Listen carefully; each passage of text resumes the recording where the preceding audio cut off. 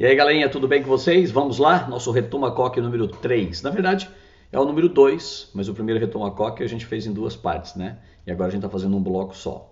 Então vamos lá, eu tenho um tempo aqui para fazer contigo, a ideia é fazer em 30 minutos, mas eu botei bastante coisa. Mas eu selecionei aquilo que eu acho que é mais importante para você, tá? Uma revisão de quê? Função, função de primeiro grau e função de segundo grau.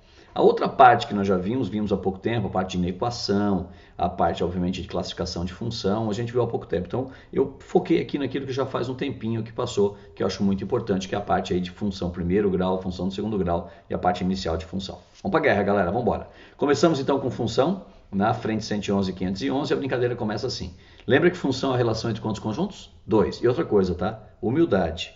Eu já sei muita coisa. Reveja. Função e relação entre quantos conjuntos? 2. Boa, ótimo.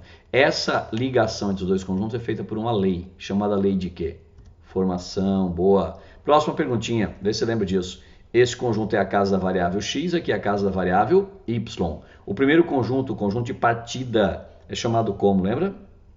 Domínio, bom. Vai falando aí, tá? Vai ficando louco e falando para o seu computador, para o seu celular. Vai falando. O segundo conjunto é chamado de quê? Contradomínio. Não fala imagem.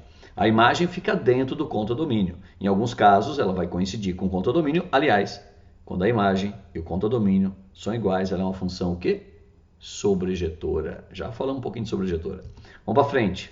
Se eu te der isso aqui, você tem que ver se é uma função primeiro. Dê uma olhada rápida e me diga, é uma função ou não é uma função. Vê se você lembra, é ou não é? É, né? De A para B ela é, de B para A não. Lembra que função tem ordem, né? Função tem ordem, função é formada de pares ordenados, função tem ordem. De A para B ela é uma função, de B para A não é, porque eu teria o domínio C com duas imagens, que eu não posso ter, e eu teria um cara sobrando no primeiro conjunto, né? Se fosse de B para A. Então notem, eu não posso ter ninguém do primeiro conjunto ligado a mais de um elemento no segundo, ou seja, um domínio não pode ter mais de uma imagem, e eu não posso ter ninguém sobrando no primeiro conjunto. Já que ela é uma função, quem é o domínio dessa função? Domínio é formado por quais elementos? Tomara que você tenha dito o conjunto A inteiro, 1, 2, 3 e 4, é isso mesmo. Quem é o contradomínio? Segundo o conjunto inteiro é o contradomínio A, B, C e D. E quem são as imagens desta função? Só quem está no segundo conjunto, ligado ao primeiro, as imagens são A, B e C. Tranquilo? Relembrou? Vamos para frente. Olha uma questãozinha já, trouxe várias para você contigo. Claro, as questões que a gente viu juntos, tá? Seja a função f de r em r, dada por f de x igual a essa lei toda. Encontre o valor da expressão 7 vezes f de 5 terços menos 2 vezes f de raiz de 3. Vamos para a guerra. Lei de formação lá no alto para você. Eu quero calcular essa expressão e a brincadeira começa assim. Respira e vê se você entende. A minha f de x, o meu y, o elemento do segundo conjunto lá do contradomínio, ele vai ser dado pela lei 3x menos 1 quando eu pegar para x um número racional. Já f de x, ou seja, o y, vai ser dado por x ao quadrado mais 5, se eu pegar um x que seja um número o quê? Irracional. Lembra? R menos Q, irracionais. Começou a brincadeira. F de 5 terços. O 7 está fora. Deixa o 7 onde está. 5 terços é o cara que entrou no lugar do x. Eu boto 5 terços na lei de cima ou de baixo? Fale porque vai acontecer agora. 5 terços em cima ou embaixo? Em cima, porque 5 terços é um número racional. Ele é racional porque ele é o resultado de uma fração de inteiros. Então vai ficar 3 vezes 5 terços menos 1. Confere. 3 vezes 5 terços menos 1. Note que o 7 da frente continuou. Legal?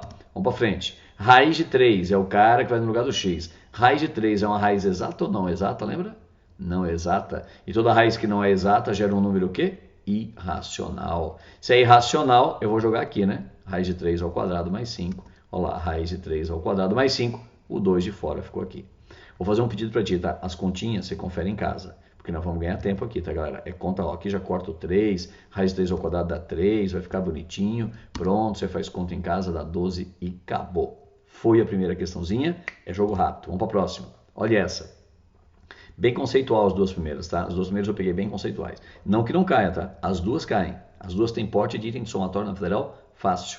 Mas seria um item fácil também, para você acertar. Aquela que passou, o pessoal ia errar a parte de racional e irracional. Mas essa eu acho que não.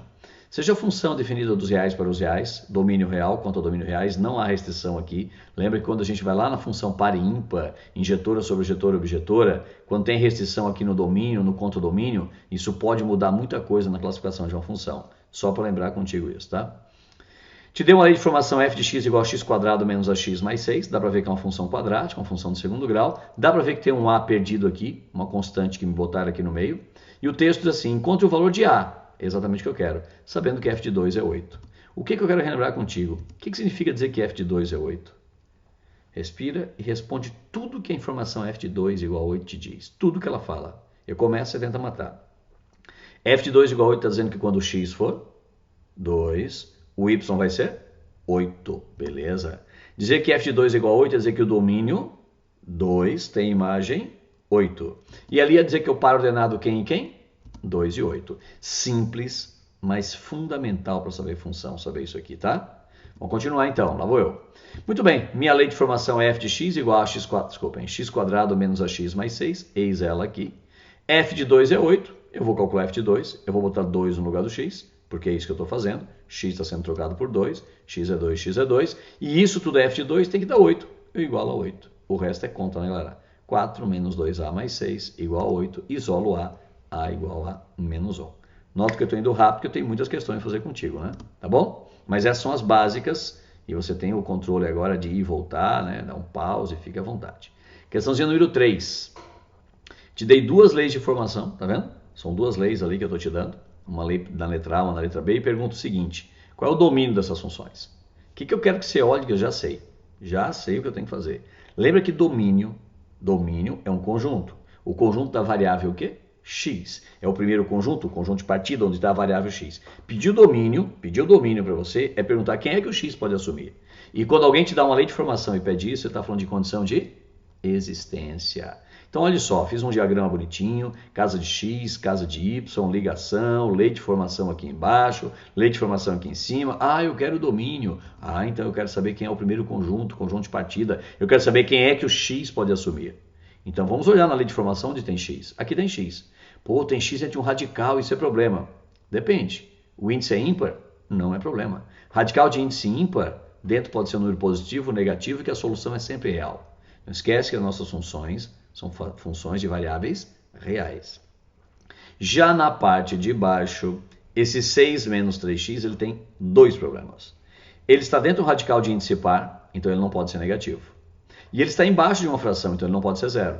Então, nota, esse 6 menos 3x não pode ser negativo, não pode ser zero. Ele tem que ser obrigatoriamente o quê? Maior que zero. Só isso, que é uma condição de quê? Existência. É condição para que aquilo exista, para que o domínio que você pegue tenha uma imagem e não fique ninguém sobrando no primeiro conjunto, o que faria com que ela não seja uma função. Essa daqui, claro, na equação de primeiro grau não vai dar aquele vacilo básico, que agora você não dá mais, mas só para garantir. Isolei aqui o x, né? Estou subtraindo 6 dos dois lados. Chega aqui, alguns alunos vão passar o menos 3 dividindo, você não. Você vai dividir os dois lados por menos 3 e vai lembrar de uma coisa. Menos 3x dividido por menos 3 dá x. Menos 6 dividido por menos 3 dá mais 2. Mas quando você pegou uma desigualdade e quando você divide, ou se tivesse multiplicado por um número negativo, a desigualdade faz o quê? Inverte. E aí eu tenho um domínio. Como é que eu escrevo o meu domínio? Olha, o meu domínio é um conjunto, o que é uma verdade, formado por números reais. Beleza? Desde que esses números reais sejam menores que quanto? 2, que é a condição que eu achei, que é a nossa chamada condição de existência. Legal? Cai demais isso aqui no vestibular, galera. Demais uma lei de formação para você achar domínio. Agora, olha que legal. Te dei essa lei e quero domínio, mesma história. Se eu quero domínio, eu vou olhar o primeiro conjunto, tudo igual. Ah, vamos olhar o x. Deixa eu ver esse x. Está dentro de um radical de índice ímpar, não é problema. Lá em cima não tem problema nenhum. Ele fala, mas embaixo não pode dar zero. Não pode e não vai. Você concorda? Porque você vai pegar um número real e elevar ao quadrado. Não tem como número real ao quadrado dar menos 3. Então não tem como dar zero embaixo. Ou seja, o domínio pode ser qualquer real. Legal? Lembrou? Outra coisinha que eu queria que você lembrasse do domínio é isso, né? Função polinomial de primeiro grau, função polinomial de segundo grau, função polinomial de terceiro grau, função polinomial de nono grau. Quando uma função é polinomial, o domínio são todos os reais, não há restrição nenhuma para as funções polinomiais. Tá vendo? Ó, que é sempre, né? São vários monômios, cada monômio com coeficiente numérico, uma variável, um expoente natural, domínio dela sempre os reais. Só para lembrar contigo, a função letra G, diga se ela é par, ímpar ou sem paridade. Vamos ver se você lembra. Edvaldo, você falou que não ia falar, mas falei. Par, ímpar ou sem paridade? Sem paridade. Lembra, função polinomial só é o expoente, né? Esse expoente é par, esse é ímpar. Quando mistura par com ímpar, sem paridade.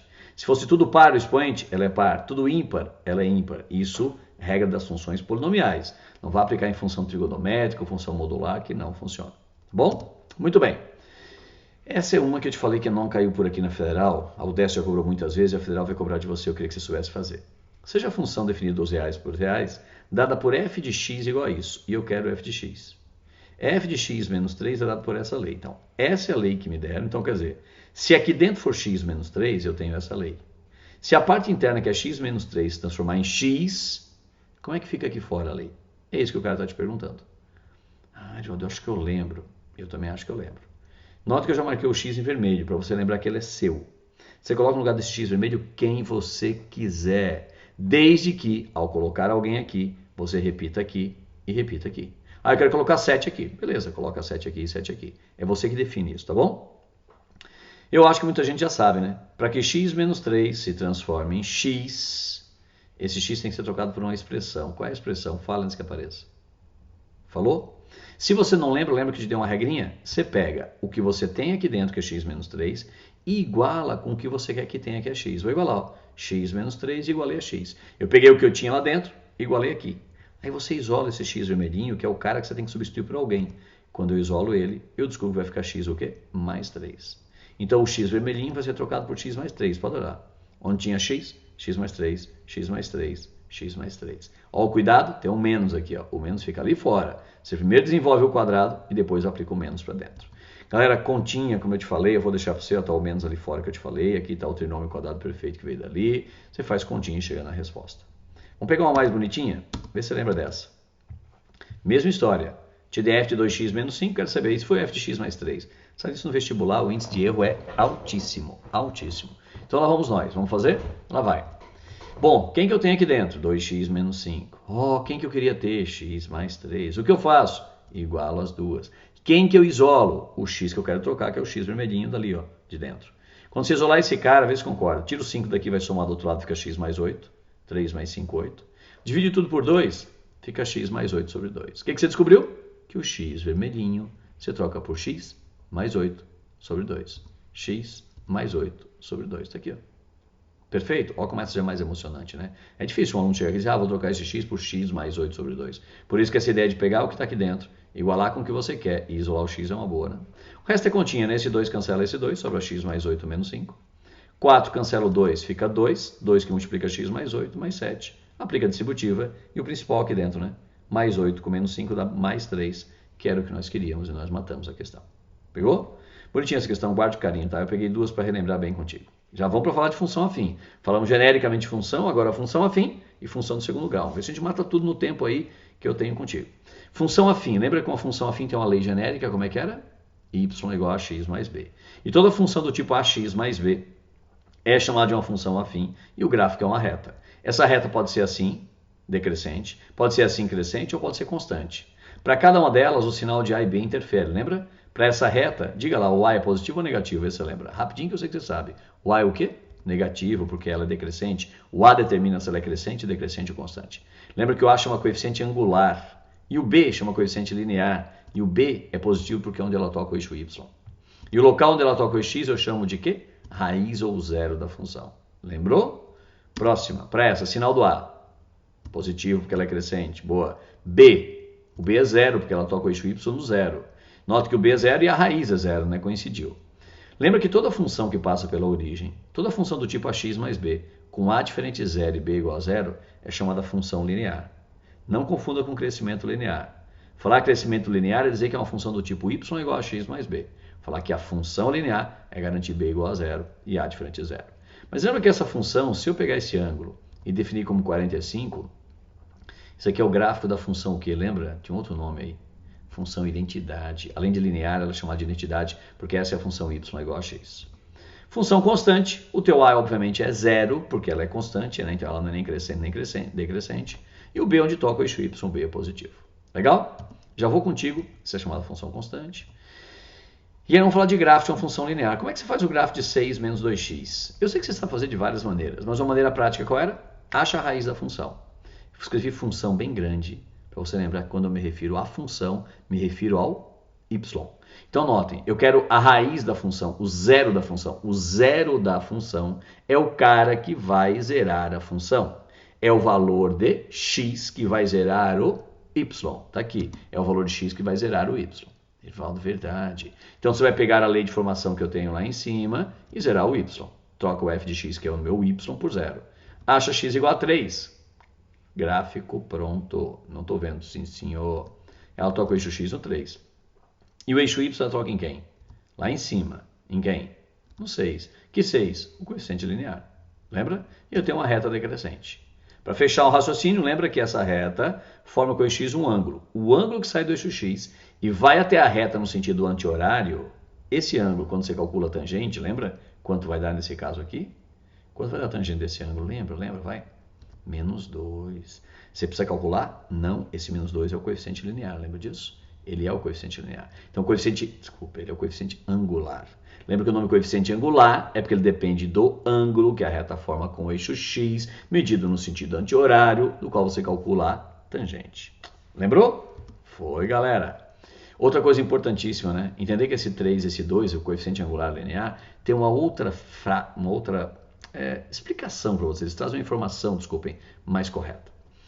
Essa frase está dizendo que o y começa valendo 2 e o y vai crescendo de 3 em 3. Lembra disso? O y começa valendo 2 e o y vai crescendo de 3 em 3. O que é crescer de 3 em 3? Quer dizer que a cada um passo no eixo x, o y sobe 3. Se aquele deu um passo no eixo x, aquele vai dar 3. E 2 mais 3 chega em 5. Pronto. Eu já tenho esse ponto, que é o ponto 0 e 2.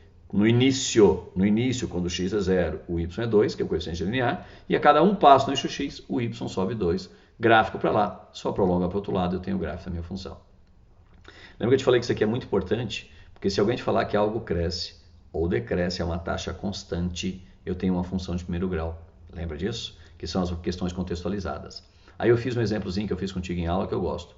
Suponha que um certo recipiente com volume V apresente uma rachadura.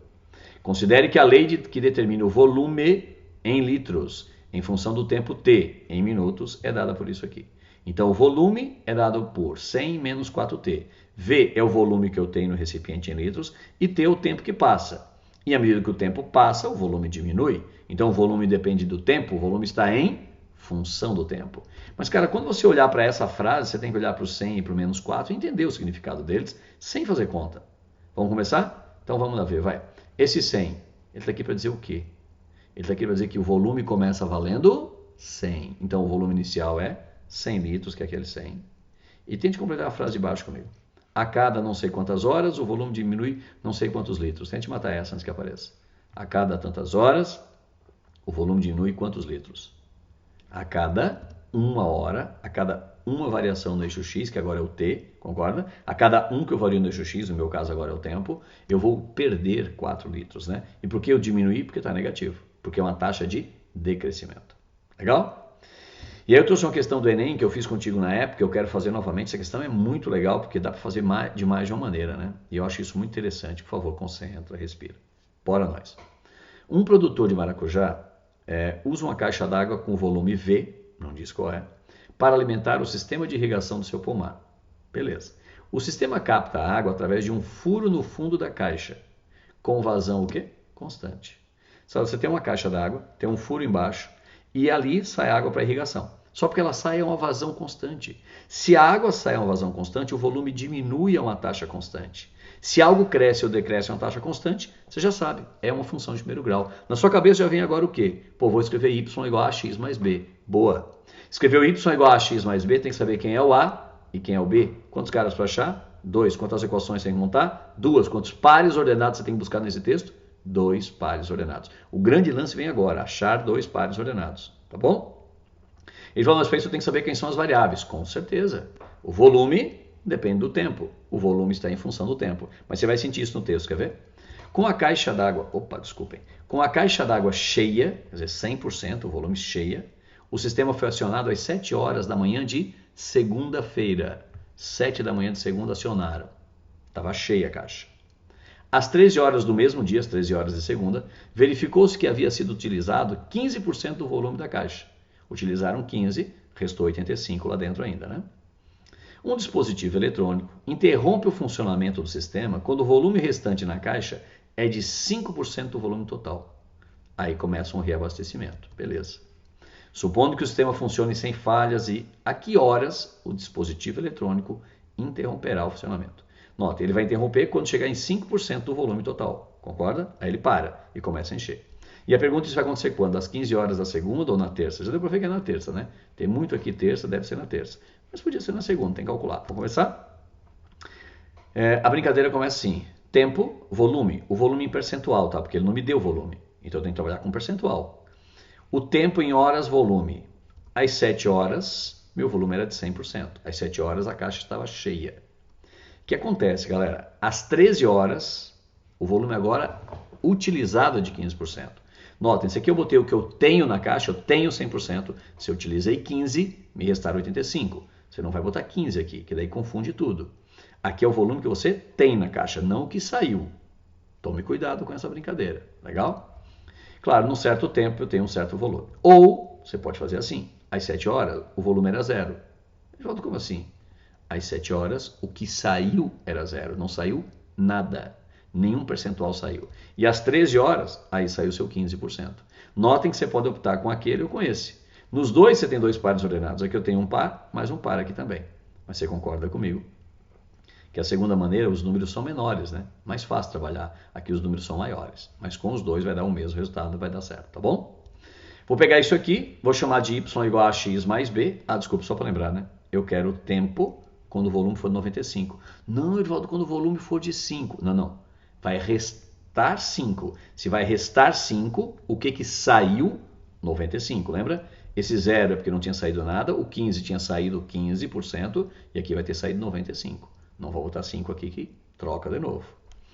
Eu chamei de V igual a AT mais B. Você pode chamar de Y igual a AX mais B. Você escolhe. O par 7 e 0. 7 é tempo, eu vou colocar no lugar do T. E 0 é volume no lugar do V.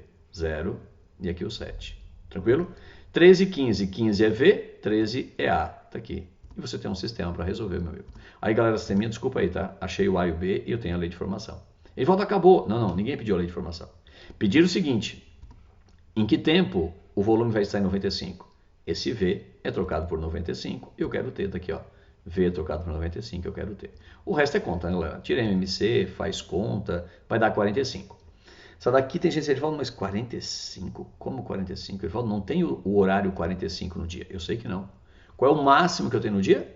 24. Então essas 45 horas passou a segunda-feira inteira. Eu comecei a marcar, obviamente, às 7 horas, mas esses 45 me dá um tempo aqui. Imagine como conjunto. Aqui é 7, aqui é 13, aqui é 45.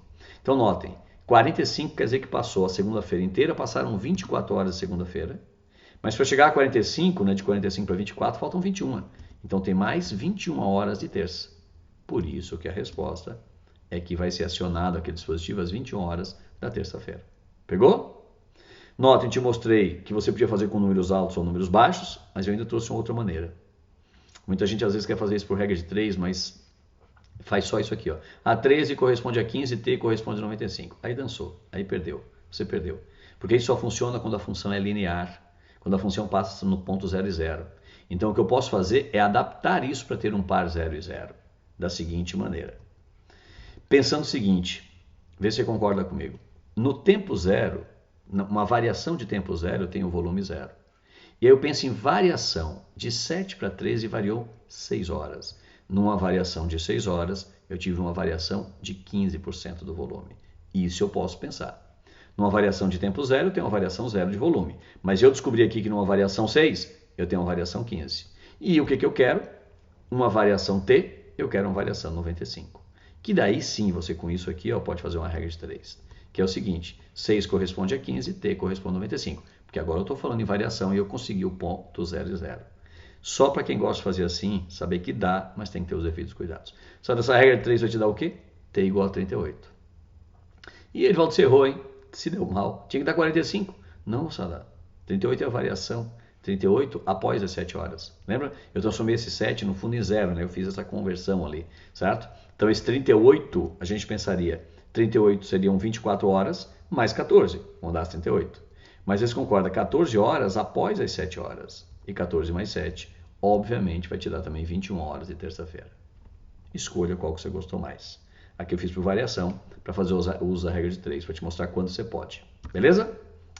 Essa é uma questão que caiu na Federal, que eu gosto. O pessoal tem muita dificuldade de fazer um gráfico, a Federal no fundo está pedindo isso. Ela te dá uma função definida por duas leis, as duas de primeiro grau, nada grave, e diz que o domínio dessa função são os reais e a imagem são os reais. Eu tenho que fazer o gráfico para definir. Como é que eu faço o gráfico disso? Pode começar. Você escolhe uma lei para fazer o gráfico, ou a de cima ou de baixo. Respira. G de x igual a 3x menos 2 é uma função de primeiro grau. O gráfico é uma reta. É uma reta, para achar essa reta, se eu tiver 2 pontos, eu faço a reta. Lembra que o primeiro valor que você pega para x é exatamente isso, mesmo que não tenha barrinha. Lembra disso? Muito importante isso. Não tem a barrinha, pega o cara. Se eu botar 0 aqui, vai dar menos 2. O par é 0 e menos 2. Como não tem a barrinha, você bota uma bolinha aberta em cima do ponto 0 e menos 2. Mas você marca o ponto, só não bota uma bolinha fechada. Depois eu vou pegar um x que seja menor que 0. Vou pegar aqui em menos 1. Se você colocar menos 1 vezes 3 dá menos 3, com menos 2 dá menos 5. Eu tenho um ponto lá embaixo. E aí você liga, ó. Essa retinha aqui, ó, esse pedaço de reta, é correspondente a essa lei de formação. Beleza? Vou pegar de baixo. Quem é que eu começo? Esse cara. Tendo barrinha ou não tendo, eu pego esse cara. Se eu botar 0 aqui, 5 vezes 0 é 0. Tá ali meu ponto. Tranquilo? Se eu pegar um cara maior que 0, 1, por exemplo, e colocar aqui, 5 vezes 1 vai dar 5. E eu tenho a minha reta lá em cima. Eis o gráfico da sua função. Quem é o domínio dessa função? Ele é todos reais, é verdade. É claro que eles são todos reais. Por quê? Notem, se você pegar esses pontos e projetar no eixo x, eu pego todos reais. E se projetar isso no x, eu pego todos reais. E vamos aqui a bolinha aberta, mas ali tem uma fechada. Então o 0 faz parte do domínio. Tá bom? Já a imagem, a Federal dizia que eram todos reais. Falso, né? A imagem não são todos reais. A imagem ela vem de menos infinito até menos 2 aberto. Depois ela pula, notem aqui não tem ponto em nenhum parte do gráfico aqui. E começa de 0 e vai a mais infinito. Então a imagem vem de menos infinito até menos 2 aberto, pula esse intervalo e vai de 5 fechado, desculpem, 0 fechado a mais infinito aberto. Fechou? Era um item incorreto. Para fechar, galera, eu vou acelerar a função quadrática contigo assim, ó, vamos voar. Tem a forma parcelada, lembra? E tem a forma fatorada, lembra? A forma fatorada é aquela que tem x1 e x2 e tem a forma canônica, já te mostro. x1 e x2 são minhas raízes, gráfico de uma função quadrática, vamos para a guerra. Sinal do A. Parábola côncava para cima, o A é positivo. Sinal do B, ela passa o eixo Y descendo, o B é negativo. Se subisse, passasse subindo, o B é positivo. E quando lembra, quando o vértice está em cima do eixo Y, o B é zero. Sinal do C, onde toca o eixo Y, tocou na parte positiva, então o C é positivo. E como ela tem duas raízes reais e distintas, se ela tocar o eixo X em 2 pontos, delta é maior que zero. Não se perca aqui, delta maior que zero toca em 2 pontos. Delta igual a zero toca em apenas um ponto e delta menor que zero a parábola não toca o eixo x.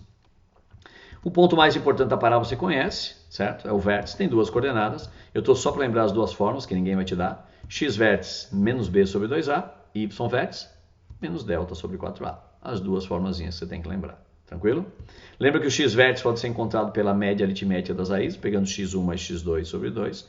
É uma maneira de achar o x vértice, funciona sempre, mesmo com raízes imaginárias. Tá bom?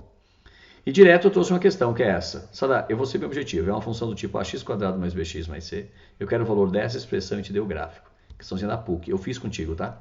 Ele falou, como é que eu faço? Vamos começar pelo básico? É um ponto? Sim. Você concorda que a parábola tangencia o eixo x? Se ela tangencia o eixo x, é porque as raízes são reais e exatamente iguais. Raízes reais iguais, delta igual a zero. Se delta é igual a zero, delta é b ao quadrado menos 4ac, que é o que está aqui, ó. Nota que isso aqui era o delta, né? Então isso aqui já vale zero. Já vou trocar por zero. Pô, Erivaldo, que legal, fácil. Sim. Outra coisa legal. Esse ponto, ele tem duas coordenadas. Ele é o ponto 1 e 0. Quando o x for 1, o y é 0. Se você pegar a lei de formação que te deram, trocar o x por 1 e igualar a 0, você vai descobrir, sabe o que? Ó, troquei x por 1 vai ficar a mais b mais c igual a 0. Ah, que é o que eu tenho aqui, ó. Olha só. Então a resposta final deu 0. Bonitinha, né? Questão de interpretação gráfica, com algumas continhas, para quem entende realmente o que é delta e tudo mais. Daí vem aquela questão de montar a lei de formação de uma função quadrática. Eu peguei uma clássica, eu podia pegar uma contextualizada, mas eu fiz contextualizada com você bastante. Eu peguei uma clássica para tirar daqui tudo que eu posso extrair. Lembra que para montar a lei de formação de uma função quadrática, eu tenho que achar o A, o B e o C. Eu tenho que achar 3 caras. Achar 3 caras, eu tenho que ter 3 pontos no gráfico. Se eu não tiver 3 pontos, eu não consigo montar a lei de formação. Se me derem um ponto, e mais um ponto, só 2. Mas se um deles for o vértice, eu tenho 3. Porque eu pego esse ponto aqui, ó, e faço um rebatimento e acho aquele lá. Então notem, se derem 2 e um deles é o vértice, você consegue fazer um rebatimento. Me deram 2 pontos, esse é o vértice, eu pego o outro, faço um rebatimento em relação ao eixo de simetria, que passa bem no vértice, e eu acho o terceiro ponto. Mas se me derem só 2 pontos, eu não consigo achar. Vamos começar a diversão. Maneira mais clássica, y igual a x² mais bx mais c, forma parcelada. Pego o ponto 3 e 0, coloco o 3 no lugar do x, 0 no lugar do y. 3 no lugar do x, dá 9, tá aqui, né? Y é 0. Pego outro ponto, 1 e 5. 1 para x, 5 para y. O y vai virar 5, ó, e o x eu troquei por 1. Notem que falta um terceiro ponto. Eu tenho que ter um terceiro ponto, mas eu tenho. Por quê? Esse ponto eu conheço. Que é esse ponto azul rebatido em relação aqui ao eixo de simetria. Quando você caminhou de 1 para 3? 2. Então, óbvio, para ela tem que caminhar quanto? 2. E se eu caminhar 2, eu chegar em quem aqui? 1. Tira 2, cheguei em menos 1. Então, quem é esse ponto? Menos 1 e 0. Pegou? Aí você vai pegar o 0 e colocar no lugar do y e o menos 1 no lugar do x. E aí você tem um sistema 3×3 para fazer. Lembre que a forma parcelada funciona sempre. É a única que funciona sempre. Mas cai num sistema 3×3, 3 variáveis, 3 equações. Que eu te ensinei a fazer o seguinte, pega a de cima e a do meio, desculpem, a de cima e a do meio, subtrai uma da outra, que você cancela o C. Ao subtrair, você fica com isso. Pode subtrair, aqui dá menos 5, aqui dá 8A, aqui dá 2B. Aí depois você pega do meio a de baixo e subtrai de novo, você cancela o C de novo. Ó. Vai ficar 5, vai cancelar o A, certo? Vai ficar aqui 2B e aqui vai cancelar o C. Como aqui já cancelou A, eu já acho o B. Mas se eu não tivesse achado aqui, eu pegava as duas e montava um sistema e acharia o A e o B. Sabe como o objetivo aqui não é resolver sistema, você vai pegar esse sistema em casa, resolver, vai achar o A e vai achar o B. Se você achar o A e achar o B, tendo os dois, ó, o A e o B, o que acontece? Você pega e substitui nesta, nessa ou nessa e acha o C. Tendo A, B e C, substitui aqui e você monta a lei de formação. Tranquilo? Essa é a maneira clássica, a mais tradicional que funcionará sempre para quaisquer 3 pontos. Porém, como você tem as raízes, você pode usar a forma fatorada, onde x1 e x2 são os pontos onde a parábola intercepta o eixo x. Menos 1, coloca aqui, com esse menos fica mais 1, e o 3 coloca aqui, com menos fica menos 3. Tendo essas raízes, por aqui é muito mais rápido, galera. Só falta achar o A, e para achar o A, você pega o ponto que você não utilizou ainda. Lembra que se pegar esse ponto ou aquele que você já utilizou, dá 0 igual a 0, aí a matemática quer falar contigo, você não errou, aquela história toda. Vamos pegar o ponto 1 e 5. 5 no lugar do y, 1 no lugar do x. 5 no lugar do y, 1 no lugar do x. Você vai achar o A. Aí achou o A, menos 5 quartos, coloca ali, ó, a aplica distributiva, dá a mesma lei de formação que eu achei contigo agora. E a última maneira, que tem gente que não gosta, mas tem gente que gosta, é a forma canônica, que ninguém vai te dar. A que multiplica x menos x vértice ao quadrado, mais y vértice. Maravilhosa, mas só funciona se você tiver x vértice e y vértice. Coisa que eu tenho, né? X vértice é 1, y vértice é 5. 1 e 5. Se eu tiver o vértice, é muito legal utilizar essa aqui. Aí você pega mais um ponto. Pode ser o ponto 3 e 0. E substitui. Coloca no lugar do y o 0, no lugar do x o 3, o y é 0, o x é 3. Você vai achar o A. Edivaldo deu o mesmo A. Óbvio, né, galera? Pega o A, coloca aqui, ó, certo? Coloca A menos 5 quartos, x menos 1 ao quadrado, mais 5. Aplica a distributiva, chega na mesma lei. Fechou? Escolha qualquer uma das 3. Só para lembrar, a forma parcelada funciona sempre, tem que ter 3 pontos sempre. A forma fatorada tem que ter os pontos onde intercepta o eixo x. E a forma canônica tem que ter o vértice da parábola. Essa da última questão, a questãozinha contextualizada que eu fiz contigo, nada demais, mas para fechar a nossa aula. Considera a figura, essa abaixo, em que os lados do retângulo medem 10 e 3x. Está aqui embaixo, 10 é tudo, 3x aqui é tudo. Aqui no canto, em cada cantinho tem um quadrado de lado é bravo, né? De lado x. E aí o cara fala assim, determine, letra A, a função de x que fornece a área. Então lá, determine a área rachurada em função de x. A área em função de x. Depois o valor de x para que eu tenha a área máxima e o valor da área máxima. Bora para a guerra. Como é que eu acho a área rachurada em função da letrinha x? Calculando a área rachurada. Como é que eu calculo a área rachurada? Vê se concorda. Eu, na minha opinião, eu calculo a área total e tiro 2 vezes a área do quadradinho branquinho. Vamos fazer isso? Área total. Base 10, altura 3x. Base 10, altura 3x. 10 vezes 3x é a área total. Menos 2 vezes a área do quadradinho. Quadradinho vermelho, x vezes x, x ao quadrado. 2 vezes x ao quadrado, está aqui 2 vezes x ao quadrado. Pronto. A letra A era só isso, moçada. Numa prova discursiva, você deixaria assim a resposta. Só assim. Você escreve assim, essas 3 linhas, e o cara vai te dar certo com louvor. Notem que a função que eu achei é uma função quadrática. O A é negativo, a parábola é côncava para baixo, o que indica um ponto máximo. Se tem ponto máximo, o cara pode falar em área máxima, sim senhor. Tá acabando? Então eu vou te perguntar uma coisa. O valor de x para que a área seja máxima. Responde o que eu vou te pedir. Eu quero o valor de x para que a área seja máxima. Falou em máximo, eu estou falando do vértice. O vértice tem x vértice e tem y vértice. Nessa questão, letra B, o que eu quero? Eu quero o valor de x para que a área seja máxima. Lembra? Eu quero x vértice ou y vértice? X vértice, galera. Toda vez que tem esse para aqui, lembra? Eu quero alguma coisa para que eu tenha o máximo, para que eu tenha o mínimo. Eu estou falando de x vértice. Aí, claro, eu quero o valor de x vértice para que me dê a área máxima. Fiz um desenhozinho para você. Menos b sobre 2a, o b é 30, o a é menos 2, substitui, você acha 7,5. Legal? O valor de x. Muito bem, ó, o valor de x para que a área máxima seja máxima é 7,5 metros. Podia botar o metros aqui ou escrever assim como uma frase final na prova discursiva. E a letra C pede a área máxima, que daí é o y vértice, né? E falou, mas eu não podia pegar o 7,5 e colocar na lei de formação? Aí eu acho a área máxima. Perfeito, perfeito. Eu só quis botar aqui para usar a formazinha contigo. Se você calcular o delta, vai dar tudo isso. Menos delta sobre 4a, você vai chegar exatamente isso aqui. E não esquece, isso aqui agora é uma área. Então a unidade é metro quadrado. Fechou? Cara, fiz rapidinho, mas eu queria te falar tudo que eu falei. E eu falei, aí você pode ir mais devagar ou mais rápido no seu vídeo aí, e você tem uma bela revisão de função de primeiro, segundo grau e de função como um todo. Beleza? Um abraço, nos vemos aí, tá bom, galera? Obrigado aí para quem participou da live, estava muito legal, nós vamos repetir com certeza. Tchau, pessoal!